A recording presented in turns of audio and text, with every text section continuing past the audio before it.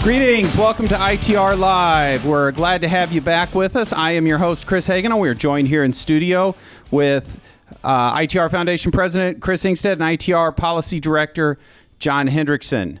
And welcome, gentlemen.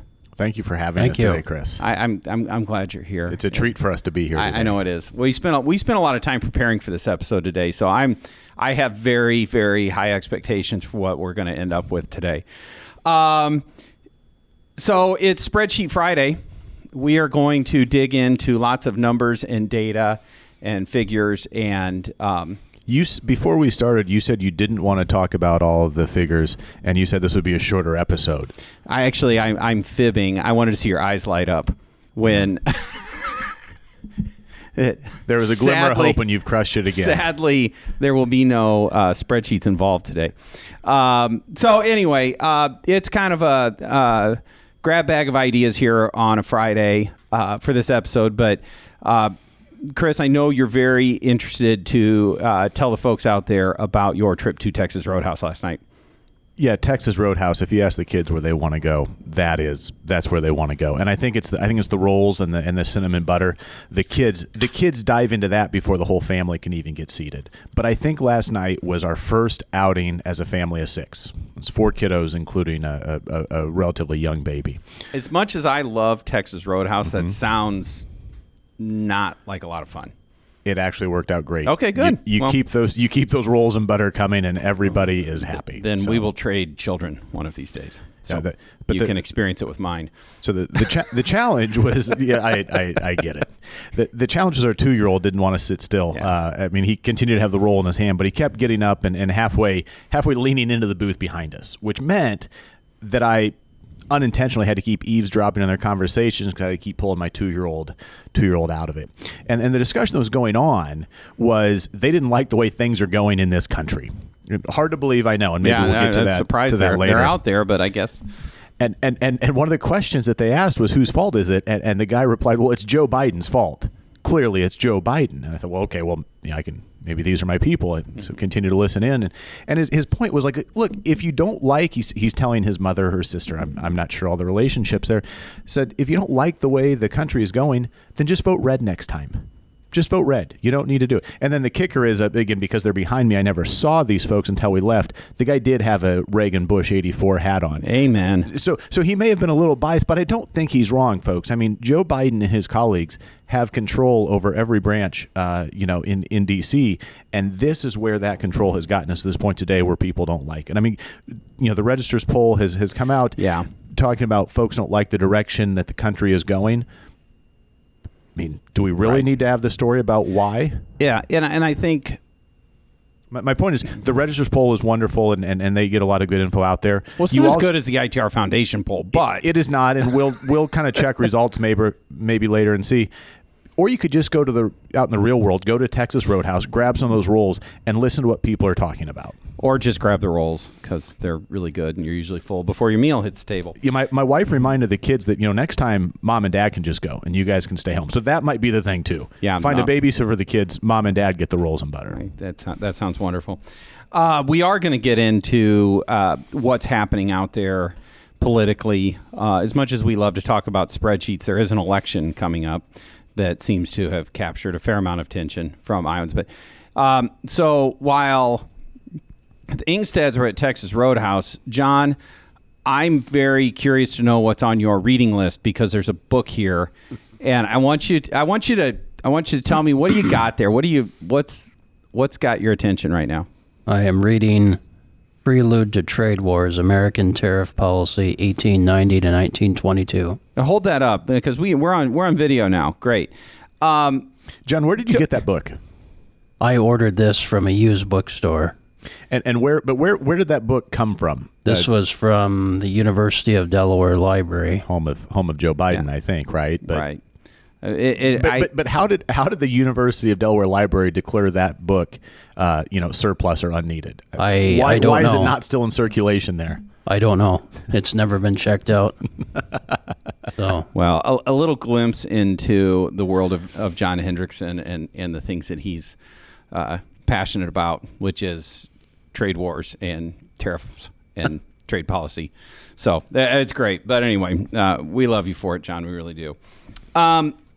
So the election's right around the corner. And I want to do kind of come back to some of this election over the next couple of weeks on the podcast, that it's heating up. In fact, I think some folks are starting to actually tune the election out because there's so much noise. And there's folks like me that record the 6 o'clock news so that I can fast forward through the news and watch the commercials.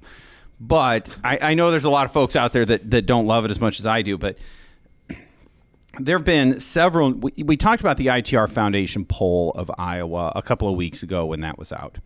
And since that, and that had been the first poll of Iowa, public poll of Iowa done in several months. And since that time, there have actually been 3 new polls that have come out. And so I wanted to circle back around, not necessarily as much to dive into all of the granular data on this, but what is the environment? What is the mood of voters in Iowa and across the country? And so we already spoiled your anecdotal story of what the good folks at Texas Roadhouse are saying. But it sure seems like from the data that there's a lot of Iowans and a lot of Americans that feel the same way as that person at Texas Roadhouse. Yes, and we will keep investing in a poll and keep trying to take the pulse of Iowans and tell folks what Iowans are thinking. But you don't need a fancy pollster to understand. Just go spend a little bit of time in the real world at a place like Texas Roadhouse and see what people think. Right. So that's right. And the right track, wrong track numbers for the country are really dismal, depending on where you look at. Americans, 60-70% of Americans or more think the country's heading in the wrong direction. And that includes Republicans, Democrats, Independents. They go fill up your car with gas, go to the grocery store, try and buy baby formula, whatever it might be. Like this, it's not working the way that folks expect it to. When there's 2 or 3 metrics about inside of the data about where the ballot is at, where the environment is at. And I think the one that most folks' eyes are drawn to is Governor Reynolds. Where is Governor Reynolds at on this? And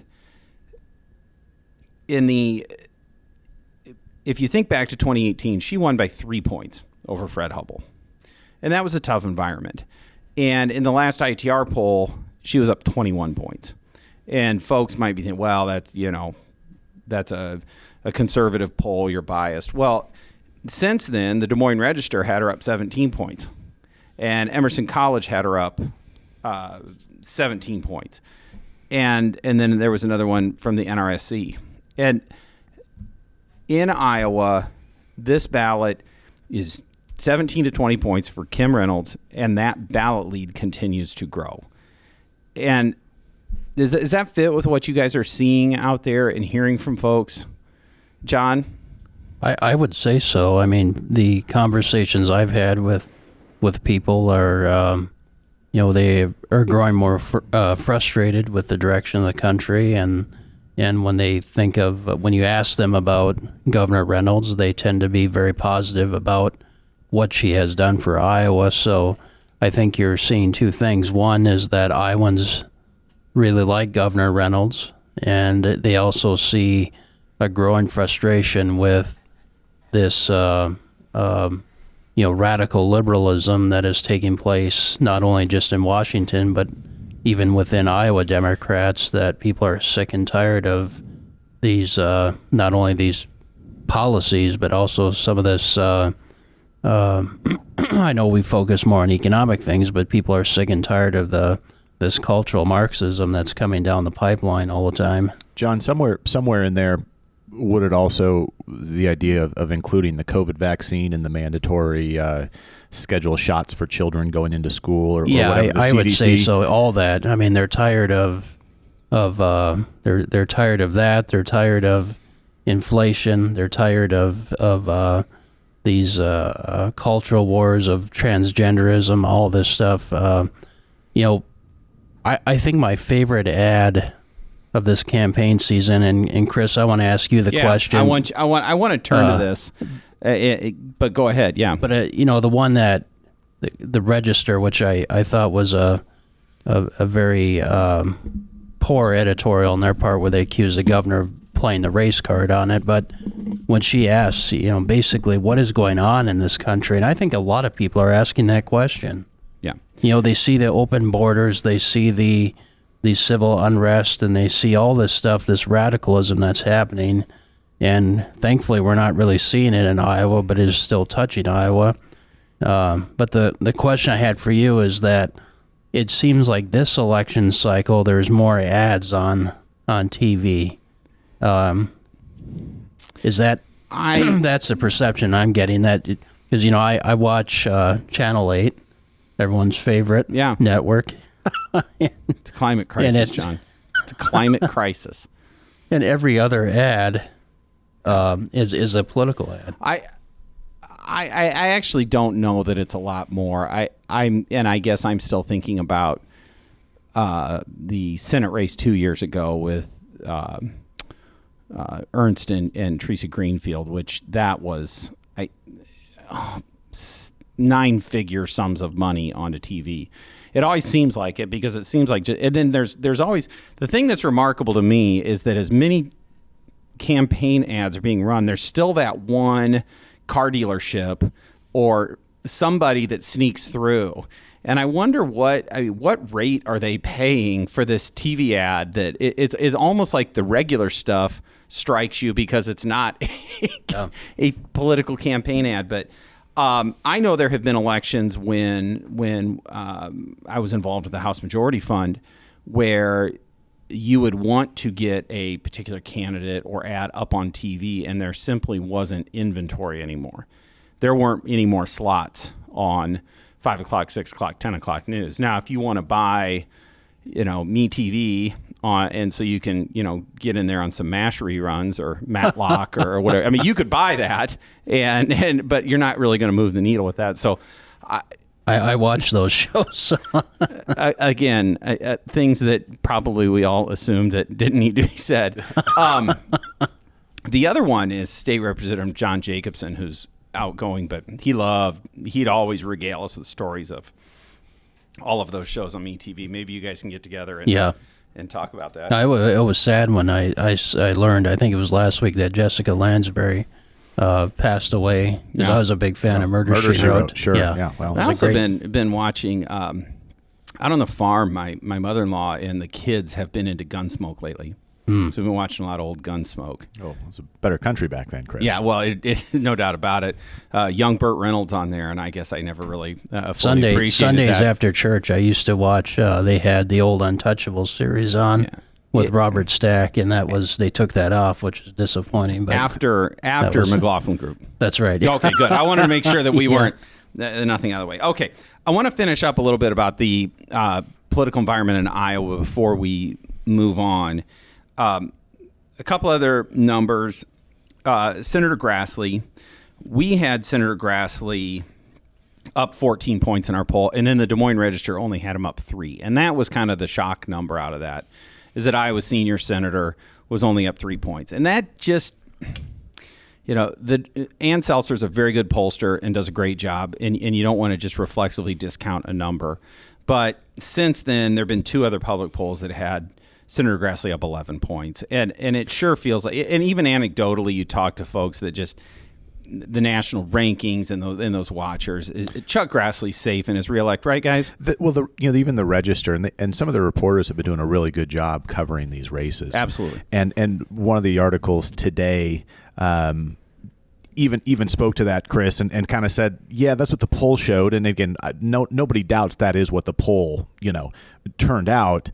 But the take was basically, but we don't exactly believe that he's actually in danger. No, not at all. Not at all. And that's their own take that they are putting out. I think the surprise for me would be if he doesn't win by double digits. That's where I'm at with that race. So the generic congressional ballot, which was tested in the Des Moines Register, was +8 for Republicans. That would be in line with 2016 and 2020 when wide majorities were elected to the legislature. So even if you accept maybe a less optimistic number for Republicans that was found in the Des Moines Register, we're in a historically good political environment for Republicans. And I'm not quite ready to make my predictions, but I went back a couple days ago. Right now, the balance of power in the Iowa House is 60-40 for Republicans.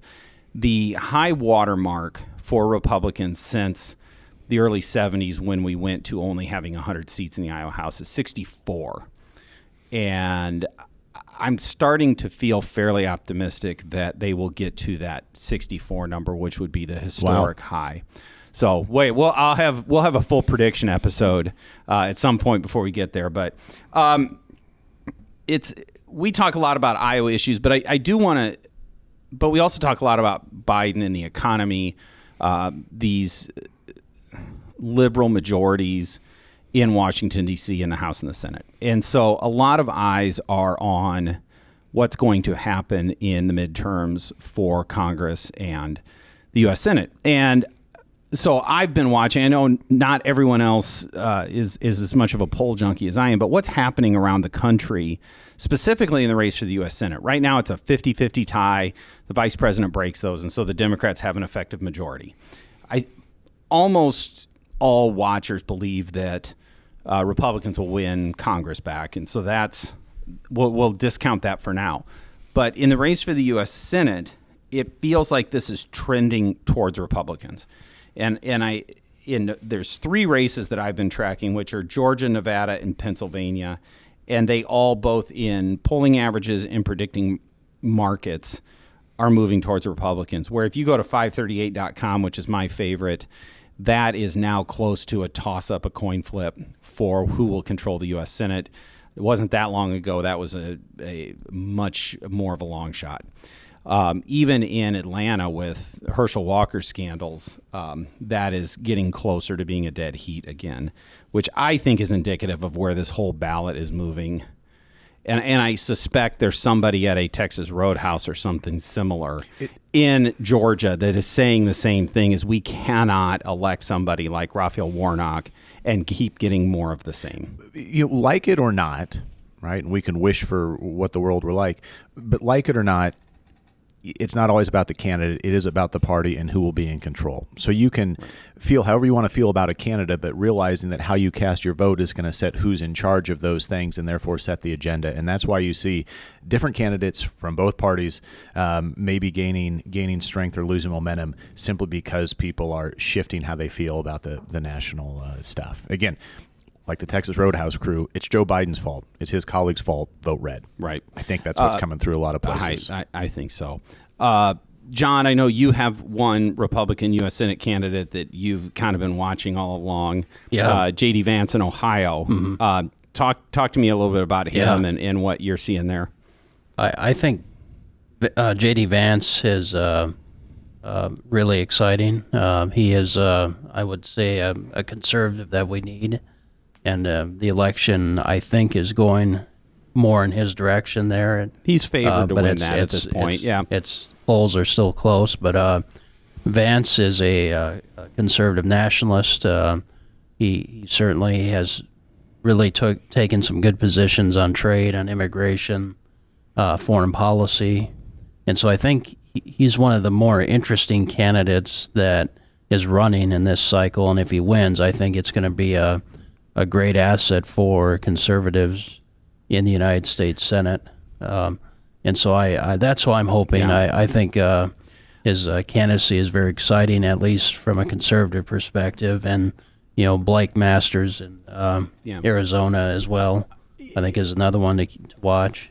I think what's interesting about, I've watched a little bit of J.D. Vance, and not probably quite as much as you, but what I really like is conservative candidates that can go beyond the talking point and are willing to fight back on those principles. And they know what they believe, why they believe it.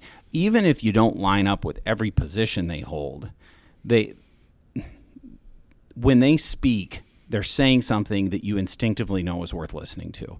And I think we need that among our leadership. Frankly, I'd like to see it across the board of folks that can stand behind their principles and argue for them and articulate them. But I think J.D. Vance is one of those people. And then I also think that candidates, and apart from that fighting back and debate kind of an idea, I think that there's political figures who have fought and won things, who have delivered victories because they had the courage to lead on those issues. And so I'm kind of bringing it back full circle to what's going on in Iowa, which Kim Reynolds is, and I pointed this out when we talked about the ITR Foundation poll, is running ahead of the ballot. And she has led and acted on a conservative agenda. And I think that voters appreciate someone who leads and has that courage and knows what they believe in and will stand behind it rather than simply try to deliver the message that they think that voters want to hear. You're 100% correct. We talked about it this morning about a candidate who was running, and it seemed like on a multiple choice question they answered A, B, C, and D. They somehow in a single answer took every position that was out there. People like authenticity. They like knowing that their folks believe in something and will stand and fight for it. And so that's part of what we do at Iowans for Tax Relief, is try to provide that intellectual ammunition, the defense of those principles, specifically on fiscal conservatism, and try and empower folks and help people understand why those things are important. And so it's really exciting to see that reflected, not just in, primarily in victories on that agenda, but also our leaders when they carry those forward at the ballot. So it's very exciting. It's an exciting time to be an Iowan, to be a conservative voter in Iowa, and I think that I think we're going to have a very good night on election night. So, gentlemen, that's all I got for today. Thank you for joining me. And if listeners want to borrow Prelude to Trade Wars from John, do we have a good way for them to get in touch? They should go to itrfoundation.org, sign up, get on the email list. Then after they do that, they should shoot John an email and say, I'm fascinated by the topic that looks just on the cover.